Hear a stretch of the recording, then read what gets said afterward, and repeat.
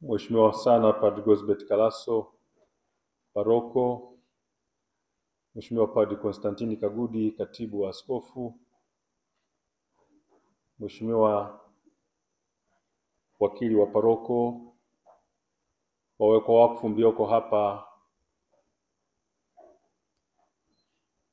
kamati tendaji ya parokia, mwanahabari au wanahabari, watoto wetu waimarishwa watarajiwa, nanyi waamini wenzangu wote, itifaki imezingatiwa. Tumsifu Yesu Kristo. Kabla ya kuanza homilia, naomba nianze kidogo kuzungumza na hawa wana wa Mungu waimarishwa watarajiwa. Watoto wa Mungu, najua mmejiandaa vizuri kwa ajili ya sakramenti ya kipaimara eti? Ndio. Naweza kuwauliza maswali machache? Ndio. Mko tayari? Ndio. Vizuri sana. Swali la kwanza, sakramenti niulize kipaimara ni nini? Mjibu kwa pamoja, mjibu kwa pamoja. Kipaimara ni sakramenti inayotuletea Roho Mtakatifu na mamlaka yake ili kufanya Wakristo imara na askari hodari wa Yesu Kristo, hata tuweze kushuhudia imani yetu kwa maneno na matendo. Oh, vizuri sana. Swali jingine la pili. Sakramenti ya kipaimara yatupatia nini? Sakramenti ya kipaimara yatupatia: moja, yatuongezea neema ya utakaso na Roho Mtakatifu; mbili, yatufundisha fadhila za kimungu na kuziimarisha; tatu, yatutia alama isiyofutika. Swali la mwisho basi. Mapaji ya Roho Mtakatifu ni yapi? Mapaji ya Roho Mtakatifu ni: moja, hekima; mbili, akili; tatu, shauri; nne, nguvu; tano, elimu; sita, ibada; saba, utaji wa Mungu. Hakika mnastahili kupewa sakramenti ya kipaimara siku hii ya leo. Tuwapigie makofi na kuwashangilia.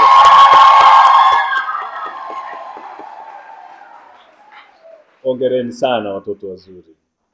Asante. Basi ndugu zangu, kama kalenda yetu ya liturujia, kalenda ya mwaka wa liturujia inavyosoma, leo ni Dominika ya 33 ya mwaka C wa kanisa, na wazo kuu ningependa yawe maneno yanayosema jua la haki litawazukia. Tunapoelekea mwisho wa mwaka wa liturujia, Mama Kanisa ametuwekea masomo ya tafakari juu ya siku za mwisho. Somo la kwanza kama tulivyosikia limesomwa vizuri sana na watoto wetu.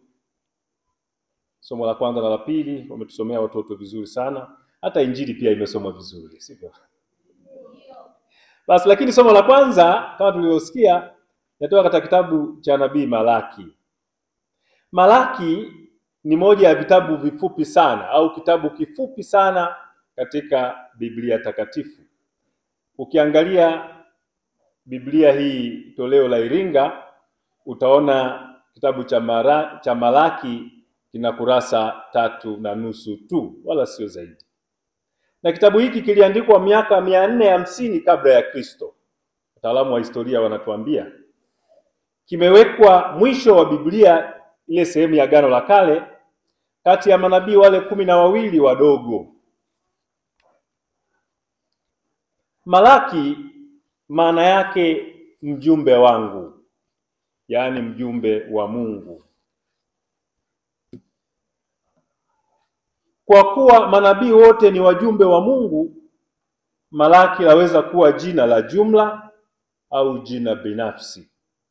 Lakini ninachotaka kusema hapa ni kwamba kwa kweli hatuna uhakika na jina la mwandishi, kwamba huyu mwandishi mwenyewe aliitwa nani, kwa sababu kama nilivyosema, upo uwezekano Malaki likawa ni jina la jumla, kwa sababu ina maana ya mjumbe wangu au mjumbe wa Mungu.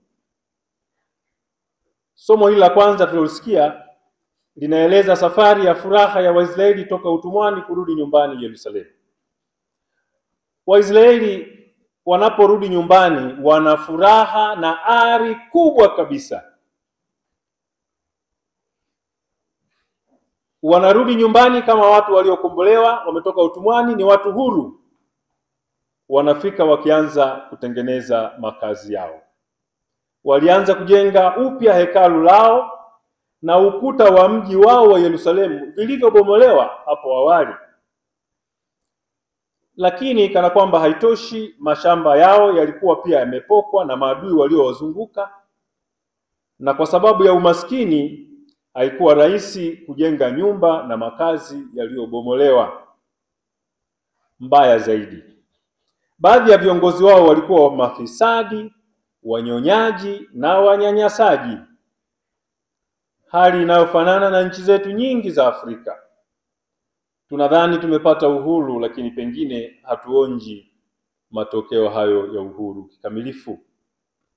Tunaona jinsi ambavyo mababa wa mataifa yetu walivyopigana tujikomboe, tupate uhuru, tuwe watu huru, tukidhani kwamba tukiwa na viongozi kutoka kwetu tutathaminiana zaidi na zaidi kama kaka na dada. Lakini wakati mwingine hali inakuwa mbaya zaidi. Afadhali hata walipokuwepo hao ambao tuliwaita ni wakoloni. Ndugu zangu, matukio ya adha, mateso na mahangaiko yapo siku zote katika ulimwengu wetu kwa sababu ya unyonge, udhaifu na ubinadamu wetu. Lakini tunapozungumzia juu ya habari ya Waisraeli, ieleweke kwamba kutokana na matukio na masimulizi ya Musa na manabii, Waisraeli walio wengi waliamini kuwa Mungu aliwapenda kama vile sisi ambavyo pia tunaamini hivyo, na si uongo, ni kweli kabisa. Lakini Waisraeli walipoonja hali ya uonevu walianza kupata mashaka. Walijiuliza, kwa nini sasa, kama kweli Mungu aliye baba yetu mwema anatupenda, kwa nini haonekani kuwa upande wetu? Kwani sisi hatujiulizi hayo? Maswali haya kwa kweli na mengi yanafanana na haya yanaakisi moja ya fumbo la maisha. Yaani, kuna nyakati tunaweza kuona kama waovu wanafanikiwa kuliko wema. Ujumbe wa leo, aya 2 za mwishoni mwa kitabu hiki cha Malaki, ni tangazo la siku ya Bwana. Ni ujumbe wa matumaini, ambapo tunaahidiwa kwamba Mungu ataonekana katika sura ya jua, sura ya nuru, sura ya mwanga utakaotokeza na kuondoa unyonge na uonevu wa aina zote katika uso wa dunia. Kumbe mwandishi aliposema juu ya siku ya Bwana ana maana ya ujio wa Kristo Yesu, atakayekuwa hilo jua la haki litakalotuzukia, atakayekuwa nuru, atakayekuwa pia moto. Yaani, ishara ya kutakaswa kwa wema, ishara ya kuangaziwa kwa vyote vyenye uhai, ishara ya maisha mapya kwa kila kilicho na uhai, na kuteketezwa kwa uovu na waovu. Hivyo tunaalikwa ndugu zangu kutokukata tamaa. Tubaki waaminifu kwa kuwa Mungu atatimiza ahadi yake. Hadanganyi wala hadanganyiki. Ndio maana tumesema Malaki maana yake mjumbe wangu, mjumbe wa Mungu. Nabii yoyote anastahili jina hili, lakini yupo mmoja hasa anayestahili hadhi hiyo, jina na hadhi hiyo, naye si mwingine ni Kristo Yesu. Katika somo la pili, Paulo anawakumbusha Wakristo wa Tesalonike waweke miguu yao duniani pasipo kusahau kuelekeza mioyo na macho yao mbinguni. Watesalonike kama sisi leo labda waliamini kuwa Yesu atarudi, lakini wao waliamini kwamba Yesu atarudi hivi punde na atawakuta wakiwa hai. Sisi tunasema atawakuta wengine wakiwa wafu, wengine wazima.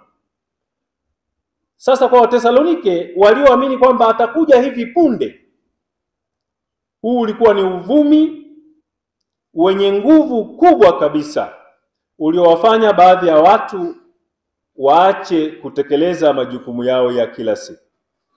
Lakini Paulo anawakumbusha kuwa kusubiri ujio huo sio kisingizio cha kupiga uvivu. Akawaambia wachape kazi, kama rais wetu wa awamu iliyopita hayati John Pombe Magufuli alisema tuchape kazi. Tena Mtume Paulo anatoa kielelezo cha mfano wa maisha yake mwenyewe, aliyefanya kazi kwa bidii kati yao akisuka mahema. Tunaweza kusoma kitabu cha Matendo ya Mitume sura ya 18 aya 31. Alitoa huduma yake ya umisionari na uinjilishaji kwa moyo wa utumishi, kwa moyo wa uwajibikaji, tena kwa uadilifu mkubwa kabisa. Kwa Paulo, kumfuasa Kristo sio swala la imani tu, lakini pia ni kuishi kama Kristo mwenyewe alivyoishi. Unaweza kusoma waraka wake kwa Wafilipi sura ya 1 aya 21 hadi ya 23. Ni kati ya maneno mengi mazuri sana ya Mtume Paulo, mimi nayo yapenda na nayo nigusa sana. Anasema kwangu mimi kuishi ni Kristo na hata kufa ni faida. Kwa kweli nilipo sasa nataka kuondoka hapa niende nikaunganike na Muumba wangu. Lakini kwa namna yoyote kama mnaona na baki hapa ni kwa ajili yenu ili niweze kuwahubiria Injili. Tumsifu Yesu Kristo.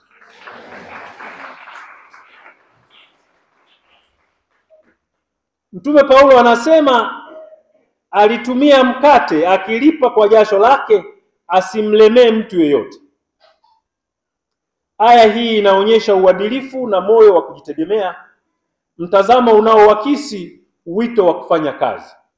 Ukisoma kitabu cha Mwanzo sura ya 3 aya 19, unaona Mungu alimwambia Adamu, utakula kwa jasho lako. Hapo ndio tunapewa wito wa kufanya kazi. Tule kwa jasho, tule kutokana na kazi ya matunda ya mikono yetu, wito wa kufanya kazi. Paulo anathibitisha kuwa anayo haki ya kitume kupata msaada kwa kazi ya uinjilishaji. Hata hivyo hakujali sana haki yake kwa misingi ya upendo na mfano wa maisha, kwa maana ya kumfuasa Kristo katika unyenyekevu wake. Wafilipi sura ya 2 aya 6 hadi ya 8, ambapo tunaambiwa kwamba yeye aliye na namna ya Mungu wa kuona kule kubaki katika hali ya umungu ni kitu cha kujishikamanisha nacho kwa nguvu, alishuka hapa binadamu, akachukua ubinadamu wetu, unyonge wetu na kadha wa kadha. Paulo anatufundisha basi kati yetu kama tupo tusiopenda kufanya kazi, tutambue kuwa kazi sio tu shughuli ya kiuchumi, lakini pia ni ushiriki wa uumbaji. Tunashiriki katika uumbaji na huduma kwa wengine. Kadiri ya Paulo, wasiofanya kazi wanaweza kuendekeza tabia zisizofaa kama usengenyaji na mwisho ni kuua jumuiya. Hapo imetumika lugha ya picha. Watu wanaojishughulisha na mambo ya watu wengine, mambo ya watu wengine ni yapi? Unaweza ukaorodhesha ukapata mengi tu. Tumsifu Yesu Kristo. Bahati nzuri watu wa cheo aliniambia baba paroko, hatujishughulishi na mambo ya watu wengine isipokuwa kuwasaidia nao wamjue Mungu zaidi, wampende, wamtumikie na mwisho waweze kufika wapi? Ndio uzuri wa watu wa cheo. Hebu jipigieni makofi watu wa cheo. Wakati mnajipigia na mimi nilikuwa nawapigia vile vile. Somo la Injili tumesikia Yesu anatangaza ujio wake sambamba na matukio mawili. Kwanza ni kuvunjwa kwa mji wa Yerusalemu na pili ni kuvunjwa kwa hekalu. lililokuwa zuri kweli, limetengenezwa kwa ubora wa hali ya juu. Hayo yote yanaonyesha mwisho wa mali za dunia na fahari zake, tukio linaloenda sambamba na ujio wa Kristo mwenyewe. Yesu aliyasema hayo siku ya Jumanne baada ya kuingia Yerusalemu kwa shangwe, na Jumatano angekuwa na safari ya kwenda Betania kwa tukio maalum. Kwa sababu ya muda silitaji hapa, sizungumzie habari hizo. Alhamisi angerudi tena Yerusalemu kusherekea Pasaka na wanafunzi wake. Ijumaa ingekuwa siku ya mateso yake, siku ile takatifu, saa ile takatifu, saa 9 alasiri, ambapo alitoa roho yake kwa ajili ya ukombozi wa ulimwengu. Hapo anatangaza kubomolewa kwa hekalu baada ya wafuasi kueleza uzuri wake wa ajabu. Injili fanano zinaeleza simulizi hili kwa uzuri kabisa, zote tatu: Mathayo, Marko na Luka. Kwa Wayahudi, habari hizi za kubomolewa kwa hekalu ingekuwa ni kufuru na jambo la kushtusha mno, lakini Yesu anaonyesha kuwa atafanya mambo hayo, na kwa kufanya hivyo atakuwa anaumba upya ulimwengu huu. Alimainisha kuwa uwepo wa Mungu hautaishia kwenye majengo tu, lakini pia kwenye mioyo ya watu wamwaminio, kwenye mioyo ya watu. Injili ya Yohane sura ya 2 aya 19 hadi 21. Mitume walipenda kujua ingekuwa lini, lakini hili halikuwa lengo la Yesu, kujua kwamba ni lini. Hapana, alisema jiandaeni tu. Hapo akawaonya juu ya masiha wa uongo.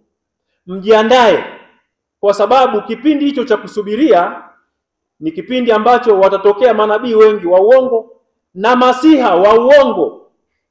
Wawe na tuwe wavumilivu, tuwe wadumifu katika imani yetu. Tumsifu Yesu Kristo. Lakini ndugu zangu, ikumbukwe wakati ule kama sasa, kama leo, watu walianza kumfuata yeyote aliyewaahidi wokovu na utatuzi wa matatizo yote ya kibinadamu. Na siku hizi tunajua kuna vilemba vya upako, kuna leso za upako, kuna mafuta nani, tunayajua hayo yote. Muda wetu hautoshi kuyazungumza hayo yote, tunayajua, lakini tuwe waangalifu. Hapo Yesu anatabiri mateso yake yatakayokuwa kama ushuhuda, ushahidi. Hakika Wakristo wa mwanzo walipitia suluba hiyo mbele ya wafalme katili, na hata kukataliwa na hata na ndugu zao wa karibu, wanafamilia wenzao.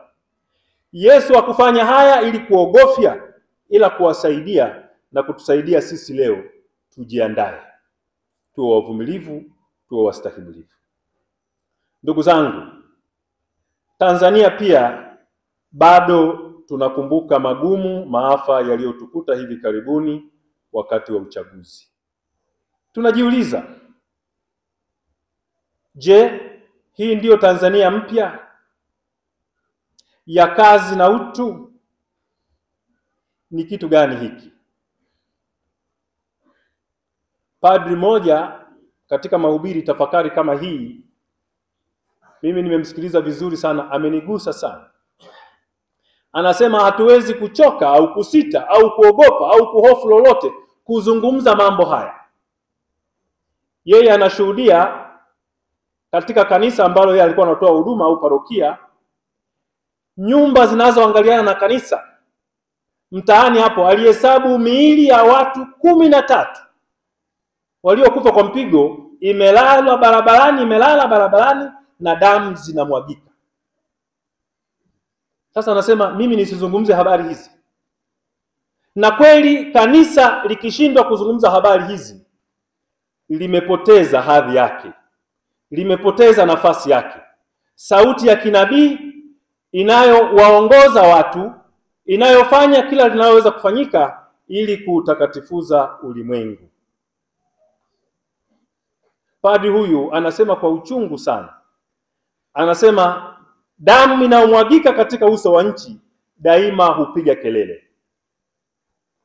na mimi naungana naye kwa kuoanisha hili alichokisema na kile ninachokijua kutoka katika maandiko matakatifu, kitabu cha Mwanzo sura ya 4 aya 9, kwamba damu hii inaumwagika inafananishwa na ile damu ya Abel iliyokuwa inamlilia Kaini. Na Mungu akajitokeza akamuuliza Kaini, ndugu yako yuko wapi? Kitabu cha Mwanzo sura ya 4 aya 9. Anakwepa jukumu, anasema mimi si mlinzi wa ndugu yangu. Kweli? Uko hapo kufanya nini kama wewe sio mlinzi wa ndugu yako? Kazi yako nini? Wale tunaofikiri kuua kwa kuamua au kuagizwa ni jibu la maswali ya Watanzania. Tumekosea. Hatuko sahihi. Hii si sawa. Kuua namna yoyote ya mauaji kwa kuamua mimi mwenyewe au kuagizwa na mtu yoyote ni kosa na ni kuingilia kiti cha enzi cha Mungu mwenyewe. Tumsifu Yesu Kristo. Nataka niseme jambo hilo sio jibu la maswali ya Watanzania. Padri huyu alitoa hadithi nyingine nzuri ambayo mimi ilinigusa sana. Alisema katika jumuiya moja walipokuwa wanaishi viumbe, binadamu walikuwa hapo na wanyama wako hapo katika hiyo jumuiya. Kuku alimuona nyoka akiingia ndani ya nyumba, akamwambia mbuzi, mwambie ng'ombe aje tusaidiane tumuondoe huyu nyoka.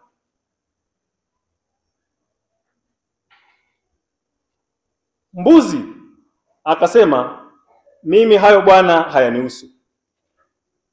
Akaenda kupiga michapo na ng'ombe. Unadhani alimwambiaje ng'ombe? Akaanza kumsimulia ng'ombe, akamwambia kuku anasema eti nyoka ameingia ndani tukashirikiane kumuondoa. Huyu kuku mjinga sana. Kama nyoka ameingia huko ndani na yeye ndio huwa anatagataga mayai huko chini ya uvungu huko, yeye atajijua bwana. Usiku taa ikiwa imezimwa, binadamu akajisikia akasikia kitu kinatembea, akanyoosha mkono wake akagongwa na nyoka. Binadamu akawa hoi sana. Watu walipokuwa wanakuja kumuona wakasema, jamani, huyu kuku achinjwe, mgonjwa apate supu. Watu walipoongezeka kuja kumuona mgonjwa, mbuzi naye akachinjwa. Baadaye binadamu akafa. Ikaonekana kwamba idadi ya watu watakaokuja msibani ni wengi. Ng'ombe naye achinjwe. Ikapitishwa. Ninachotaka kusema, wapo tunaofikiri haya hayatuhusu. Jamani, yanatuhusu. Yanamuhusu kila mmoja wetu aliyepo hapa. Yoyote, na kwa nafasi yako yoyote ulionayo. Ni wakati ambapo kila mmoja kwa nafasi yake na kile anachoweza kufanya kizuri afanye kwa mustakabali wa nchi yetu. Nifupishe tafakari hii kwa mambo machache ambayo naweza kusema kama kufupisha katika hayo yote ninayotaka kusema. La kwanza, changamoto zetu ndugu zangu za maisha zitufanye kuona sababu ya kuwekeza katika mambo ya mbinguni, na tuendelee kutambua kuwa ya duniani ni ya kupita. Mungu kwanza. La pili, tufanye kila tunachoweza kufanya kilicho ndani ya uwezo wetu, lakini yanayobaki ambayo yako juu ya uwezo wetu tumwachie Mungu. Tuamini katika uweza wa Mungu. Yesu aliwahakikishia wafuasi wake kuwa atakuwa pamoja nao wakati wote wa majaribu. Ninaamini hata katika kipindi kigumu Mungu yupo pamoja nasi. Mwisho, tuzidi kumshuhudia Kristo kwa ujasiri. Yeye ndiye hilo jua la haki litakalo tuzukia. Jubilei 2025, mahujaji katika matumaini. Tumsifu Yesu Kristo.